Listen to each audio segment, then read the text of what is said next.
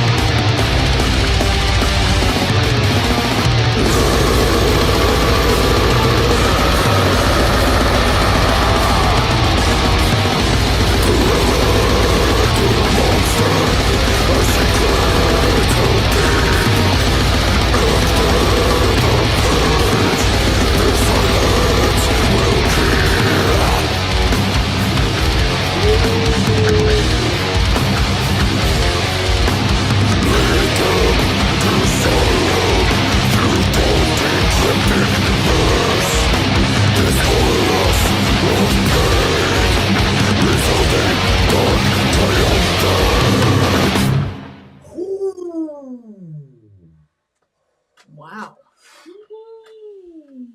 My boy Ben was not lying, He's bro. a Metal Knight. Metal Metalheads. Night from start to finish. The name of the song was Apostle. The name of the band was Immolation. Yeah. Immolation. From the bloodied altars of the wicked king come poisoned doctrines of godless rage. So this was written in 2021 for an album that was released in 2022. Okay. So that's the social context. Okay. Okay. I don't know if that has anything to do. Wait, you said what? Because I got distracted by Middle saying that we have enough likes, so we're gonna get your rap on recording. So, From the bloody altars of the wicked king come poisonous doctrines of godless rage. I don't know who he's talking about. From the field gutters of sickened minds comes corrosive diatribes aimed to destroy. Lead them to madness. Let me haunt you with these words, this chorus of evil, resounding, dark, triumphant. Worship and trust, devote yourselves to us. Murderous lust, follow through, you must. In flashing scenes of horror come pestilential storms, piercing placid dreams awoken by our thunder. Explosive bursts of death bring coffins to the earth, and chaotic waves of heat, the skies rain down our venom. Sacrifice, the hounds will bleed, crippling fear, bait them with terror, growth beneath our roots so far reach, programmed to destroy our perfect soldier. Forever the monster, our secrets held deep, after the purge, their silence will keep, etc., etc. Ooh, that's deep. what do you think? It sounds to me like the religions, particularly evangelical Christian religions' contribution to the military-industrial complex. Oh, shoot. Particularly really? the GWAT, the Global War on Terror. Yep. The Global War on Terror, oddly enough, was really a secular land grab and a map reorientation that used religion, particularly Islam, as the excuse in order for that to happen. So the Global War on Terror... Fear of Islam. Well, they used our fear and ignorance of Islam. Because it says right there, terror as the bait. Yep. So he literally said that. So yeah. Now, the Muslim world did not declare war on America. I know the Muslim world was and still is, in fact, terrified of America. There is a reason. Now, Islamically speaking, what's going on in Gaza right now, all able-bodied, military-aged men, it's called Fard al-Ain. It means it is obligatory that they should be over there right now doing jihad. Okay? They're not. Why? Because the vast majority of people in the Muslim world they're not personally disposed towards war. Yeah, like they want to most live. They human want to beings live. are not. They want to live. Correct. Sadak. So the Muslims collectively were not fans of Al-Qaeda. They were not fans of ISIS, and that's the reason why when we declared war on them, we chased them all over the Middle East, and we didn't get a lot of resistance. You know, there's all this stuff about, O'Neill and those Devguru dudes. They're like, we passed into Pakistani airspace, and we thought we were going to get shot. Stop it. They didn't think that. You didn't think that at all. The Pakistanis didn't want no smoke with us. It's the same thing I told y'all about the Iranians when we killed Soleimani. Everybody's like, oh my God, Vin, it's going to be World War III. Some of y'all are still in the chat right now. Go to Middle America, you'll see. They don't want that kind of energy with us, bro. Everybody knows it's America, but we used Islam as a religion because they knew that we were completely ignorant of Islam and all the rest of it. And they did it perfectly, and they accomplished their mission, man. They got all in poppy field. I mean, they killed Bin Laden in Pakistan, not Afghanistan. Okay, that happened in 2012, but we were still there until 2023. Somebody's going to explain that to us at some point. So the fact of the matter is, I remember exactly where I was when our pastor, shout out to our pastor, announced that they caught Bin Laden. No, Saddam. Oh, Saddam. Yeah. I wasn't in church when we jammed up Bin Laden, but Saddam. And I remember everybody clapping. And I remember, like, post 9/11, dudes would go out and get deployed and stuff. You stand up in church and pray for him, which I think is obviously appropriate. But the way that the American warfighter was idolized in evangelicalism at the time was pretty crazy. Mm-hmm. The church started cheering. Yeah. I mean, and of course, the Bible says that God doesn't even take pleasure in the death of the wicked. Right, but Saddam. But I remember there was a lot of fear. I was cheering like everybody else. I wasn't afraid. I was angry. Anybody that was Arab or Muslim, I wanted them dead. So I didn't care. So that's so crazy. So I'm sitting there You've come a long way in that. Holy shit, you're like a different person. Well, that's what I was saying in the previous song. Yeah. See what I'm saying? Yeah. Like it took me. It's been a long journey, but the war on terror was not a religious war from America's perspective, but the American government absolutely used evangelicalism and evangelical Christians to push forward the moral machine. Mm-hmm. And there was a sense in which the evangelical community became the lifeblood of the military. I can believe that. And so now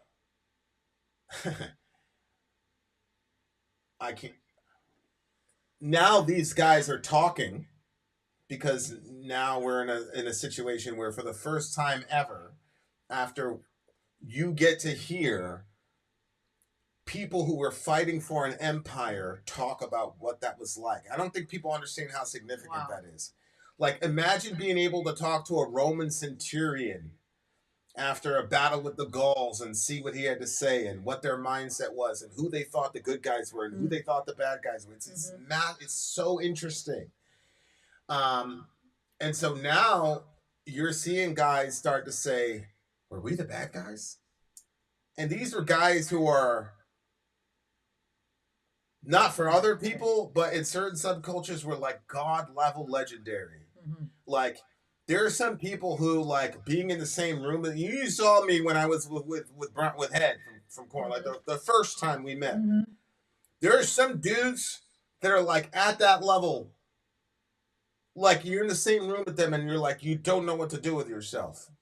So to see people like that say, were we the bad guys? Blah, blah, blah. It's like, it's earth-shattering. Wow. Yeah, like, I bet. It really fucks with you because these were the people that you were told to look to for inspiration and hey, you got to make your mark and blah, blah, blah, blah. And now you're hearing this guy saying this shit. It's like, yeah. Oh my gosh. So, but yeah, like if you, there's no way to separate. There's no way to separate evangel, and that's the same thing that's going on right now with the Gaza stuff. The same thing. This would not be happening to the level it's happening without evangelical Christian support. 100%. Ian was hitting me up about dispensationalism. Dispensationalism is an ideology. This whole Israel-centric ideology is an extremely new idea, and it's extremely parochial. It's a very specific region in the world in a very specific time period where that ideology came out. It is not a Christian ideology, and our earliest fathers would have probably called it a heresy and called an ecumenical council and stamped it out. Honestly, probably. That's how corrupt dispensationalism is as a doctrine. I'm not going to get into it here, but yeah, man, we definitely played that role, man, and I don't think there are roles that Christians played, and we were just bad guys and we were just selfish. This one, I felt that the government did a really good job of psychologically duping, because let's just be real. Yep. There isn't a very high primer on political literacy in the right-wing evangelical space. And people because they already know everything.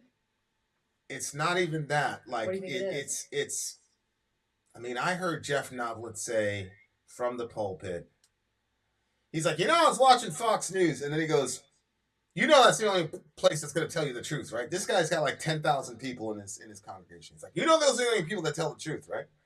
Now, again, however you feel about Fox News, just as a principle, getting your information from a singular source, at minimum, you don't even have to be, it just automatically should send up your but people, this is where religion really gets nefarious, because religion and religious authority, a lot of times people are taught to circumvent their rational mind in order to, you see what I'm saying? Oh, yeah. And that's one of the reasons why there's such a primer on our side for like being as close as we possibly can to science, like what we've got and all the rest of it. And that's one of the reasons I can't get any of my atheist friends to debate me anymore. Because the science really isn't helping them at this point in time. Oh, no. Shout out to all my atheist friends. That's been their canon for so long. Yeah, those guys are dodging debates like you wouldn't believe right now. Atheists are scrambling. I bet they are. They're scared to death. Don't be, it's just science, atheists. We good. But like, there is a primer, especially, and I hate saying this way. I hate saying it this way, but you can count on right-wing Christians past a certain age to just slavishly follow whatever they see from that direction. And I'm not saying that left-wingers aren't that way either. I'm just saying that left-wingers will never say MSNBC is the only channel that tells the truth. They will not say that. Their blind spots are in different areas, but you cannot discount the central role that right-wing evangelicalism played in the, quote, war on terror, which resulted in the deaths and misery of countless millions of people.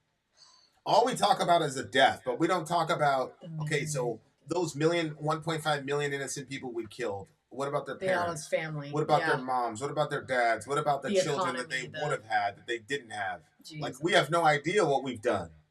You see what I'm saying? You're right. All you can talk about is killing as a metric, but there is no real and like the negative way to impact, measure what we've actually done to people. The negative impact that brings into the zeitgeist, or and the way that, how much work, because like in yourself, like when you get dark, how difficult it is to turn away from that. And so like, here's these people, you've like killed all kinds of people, and they're all in the same area, and it's like, who's going to be the one to help them get out of that when it's a big giant mess that we've made. Because you're right, it's more than the deaths. It's all of the pain that the deaths also create, because the people that are dead are already gone. Jeez. So, shout out to Immolation. Immolation, I'm going to work on getting an interview with these guys, because this is the most recent record. The name of the whole album is called Act of God. Yeah, be very interesting. The previous song we listened to was on that record as well, where they were talking about people. Oh, same record? Oh, okay. It's on the same exact record where they're talking about people abusing the cross for their own whatever. Yeah. So get this out there, Immolation. We're coming for you. Yes, we would like an interview. If you see this, we're Christians, and we would like to interview you. On your most recent record. Us, Vin and Sori. Vin and Sori. Everybody reach out to Immolation. Let them know. Let them know. These guys, the other thing too is they got something to say. They obviously had some shit to get off their chest for sure. But they can play their ass off. You talking about death metal? You talking about being heavy? You're not getting heavier than these boys. I'm sure you're not gonna get heavier than this band, bro. I'm sorry. These guys don't play around, and their decisions are kind of weird too. They're kind of like, oh, I didn't expect you to do that. Shout out to the big homie Middle Earth for always praying for your boy. Yeah. Some shit will go down. I'm like, yo, Middle, pray for me. Pray for me. Like, literally 24 hours. I always feel better after that. Wow. Every single time I reach out to Middle for some help spiritually, he's always there. Thanks, Shout Middle. out to you, Middle. Randomly, he's not doing anything. He's not asking anything, but I do see him in there. I want to let you know it's been very important to me, buddy. Every single time in my life, man, God's always put some older gentlemen in my life that I could say, hey, help me, and it works. It works. That's cool. So Look, man, there's a lot of benefits when you're on the team, and this is one of them. He finds people for you. He's like, listen, your brother's in. Right after a stream like this, you only have pleasant dreams. Well, I don't know. To be honest with you, I forget about 95% of my dreams. So the only one, and the ones I remember, I wish I could forget. So I don't know. Maybe, inshallah. All right, guys, we are getting out of here. Much love to all you beautiful people. Thanks for coming through, you guys. Thank you for coming by. Thank you, guys. 63 likes today, so I got to wrap. All right, here we go. You guys ready for this? All right, here we go. We're going to wrap. I'm going to do this. We didn't rate the song? I'm going to do this without it. Oh, we didn't rate it? I said it was a 9.5. What'd you give it? An 8.9. All right, where's the wrap? All right, here we go. Now, listen, the next time I tell you guys this, we got to get to 60 a lot earlier. Because we went so late, I'm going to have to give you the other rap that I had made for her. But there are more, believe me, and she can be witness. All right, here we go. You guys ready? Do the beatbox. I don't know what you're doing. Just do the beatbox. You know what a beatbox is. Not really. You know, you're making up a beat. All right. I'm not good at this. Go. Yo, the cat in the hat came back from Iraq. All right, y'all. Here we go. Then out. Sorry, out.